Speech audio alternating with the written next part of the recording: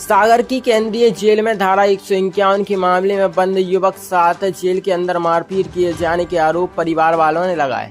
युवक Bundelkhand medical college के jail ward में भर्ती है। वहीं जेल प्रबंधन मारपीट के आरोप को निराधार बता रहा। जानकारी के अनुसार कैंट थाना पुलिस शनिवार को शराबखोरी के मामले में देवेंद्र प्रसाद उम्र 35 साल निवासी कैंट कॉलोनी को पकड़ा था। धारा 151 के तहत कार्रवाई कर पुलिस ने उसे सिटी मजिस्ट्रेट कोर्ट में पेश किया, जहां से उसे जेल भेजा गया। इसी बीच मंगलवार को देवेंद्र की जमानत हो गई। परिवार वाले जमानत लेकर केंद्रीय जेल पहुंचे, जहां देवेंद्र को छोड़ने की बात कही। तब पता चला कि वह बुंदेलखंड मेडिकल कॉलेज में भर्ती है। परिवार वाले बुंदेलखंड मेडिकल कॉलेज पहुंचे तो देखा देवेंद्र भर्ती था। उसके शरीर पर चोटों के निशान थे, जिस पर परिवार वालों ने घटना को लेकर विरोध जताया और जेल प्रबंधन पर मारपीट के आरोप लगाए। घायल देवेंद्र के भाई रविंद्र ने बताया कि जब उसके भाई को जेल भेजा गया, वह जेल छोड़ने गए तो वह स्वस्थ था और जब बीएमसी में जाकर देखा तो उसके सिर, आंख और जांघों पर चोटों के निशान हैं। उसकी स्थिति गंभीर है और बोलने की स्थिति में नहीं है। पूरे मामले में जेल अधीक्षक मानेंद्र सिंह परिहार ने बताया कि 24 अगस्त को 151 के तहत देवेंद्र की जेल में आमद हुई थी। वार्ड क्रमांक 6 में रखा गया था। 25 अगस्त को मुलायजा कराया जाना था, तभी वह वार्ड में गिर गया, जिससे उसे चोट आई। तत्काल उसे जेल के अस्पताल में भर्ती कराया गया, जहाँ डॉक्टर ने इलाज किया। इसके बाद बुंदेलखंड मेडिकल कॉलेज रेफर किया गया। उन्होंने बताया कि वह शराब पीने का आदी था। वार्ड में गिरने के कारण चोट लगी थी। मारपीट जैसे सभी आरोप निराधार हैं। परिजनों का कहना है कि अगर उनके भाई को गिरने से चोट आई तो परिजनों को सूचना देनी थी, लेकिन जेल प्रबंधन ने किसी प्रकार की सूचना नहीं दी। हम थे 6 कंपनी में 5 बार ले गए थे, चल गए तो वो कंपनी में सब पे कर रहे हैं। चलो फिर होता जाएगा हम लोगों ने हाँ तो पैसे शुरू कर दी। दरवाजे लगा कोई न पीछे से मारा, कोई हाथ मारा। कहाँ पे जी मंदिर मार्ग के इधर की बात है। नाम रविंद्र कुमार है। मैं अपने छोटे भाई को छुड़वाने के लिए थाने गया था। थाने से नहीं छूटी गई, जमानत नहीं हुई गई, तो फिर मैं कचहरी पर गया और 151 की धारा उस पर लगाई गई।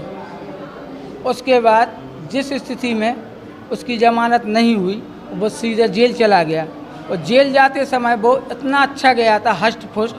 उसके बाद यहाँ आकर सीरियस स्थिति में पाया गया है और इस प्रकार की हम लोग को कोई जानकारी दी नहीं गई।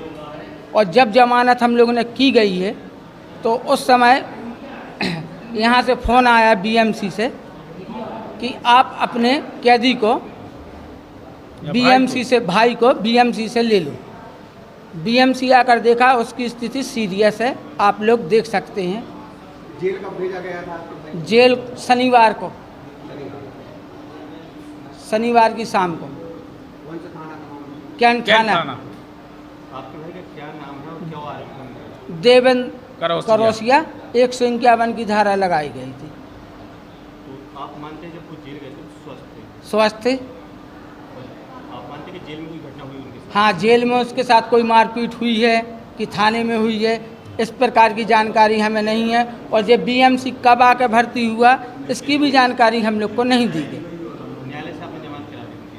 हाँ, कैसे आपको सूचना हुई? सूचना मिली है। कहाँ रहते हैं आप? पुरानी चरई कैंट कॉलोनी, मामा भांजी मजार के पास। एक्चुअली ये आरोप उसका नहीं है, उसके परिजनों का है। वो तो अनकॉन्शियस है, वो तो कुछ बता ही नहीं पा रहा है। मतलब वो बोल चाल में सक्षम नहीं है। बाकी चूँकि वो शराब पीने का आदी है, उसका रिकॉर्ड यहाँ पे डॉक्टर साहब ने हमारे लिया था। दिनांक 24/8 को वो आमद शाम को आई थी और 25 की सुबह जब उसका मुलाहिजा होना था, उसी समय वो अपने वार्ड में 6 नंबर वार्ड में, हमारा जो नई आमद वार्ड है, वहाँ वो विड्रावल सिम्टम की वजह से गिर गया था। उसके बाद बंदियों ने उसे वहाँ से अस्पताल पहुँचाया। अस्पताल में उसको दवाई दी गई। जब डॉक्टर साहब आए तो डॉक्टर साहब ने भी उसको उपचार दिया और बीएमसी के लिए रेफ़र भी किया। जो हमारा चक्कर अफसर होता है, उनकी रिपोर्ट में भी ये बात आई थी। जब कोई बंदी किसी भी कारण से उसको चोट लगती है तो चक्कर अफसर अपनी रिपोर्ट बुक में लिखते हैं और वो रजिस्टर के साथ डॉक्टर साहब के पास बंदी और रजिस्टर दोनों पहुंचते हैं। डॉक्टर साहब को जो उस समय आवश्यक लगता है वो उपचार देते हैं। इस केस में जो दिनेश पिता शिव प्रसाद है, उसको डॉक्टर साहब ने रिफ़र किया। इस बीच जब वो बीएमसी में भर्ती था, उसकी धारा 151 में था, तो रिहाई भी आ गई सिटी मजिस्ट्रेट मैडम के यहाँ से। तो उसकी रिहाई यहाँ से करके हमने यहाँ अस्पताल में उसके परिजनों से पावती लेने की बात कही, तो उन लोगों ने ये आरोप लगाना शुरू कर दिए, जबकि वास्तव में ऐसी कोई भी मार पिटाई वाली बात थी ही नहीं। ये उन्हें भ्रम है और ये गलत अफवाह फैलाई जा रही है कि ऐसी कोई घटना केंद्रीय जेल सागर में हुई है।